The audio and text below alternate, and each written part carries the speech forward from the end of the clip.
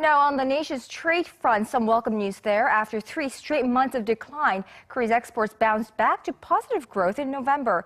However, it's still unclear whether this momentum will last with a number of internal and external uncertainties down the road. Kim Min-ji reports. Exports returned to positive territory in November. The Trade Ministry says outbound shipments rose 2.7% last month from a year ago to $45.5 billion.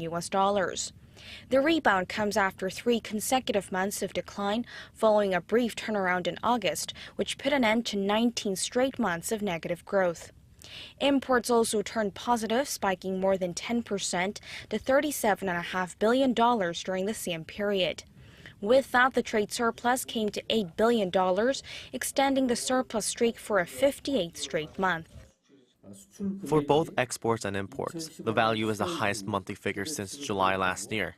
Won-denominated exports also rose for the first time in 14 months. The rebound is due to a rise in shipments of key export items. In fact, 11 out of 13 key export items, including semiconductors, petrochemical products, and computers, bounced back for the first time in 31 months, due in part to increased demand as well as a rise in unit prices. On top of that, exports to major markets also posted positive growth.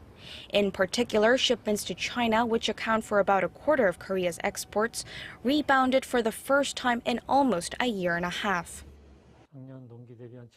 All in all, exports have fallen about 7% so far this year. And considering it fell 8% last year, we can't really say they've done better. But what's a relief is that it has been slowly recovering from the start of the year. The big risk factor would be the expansion of protectionist policies from the new U.S. government next year. But there is also a glint of light.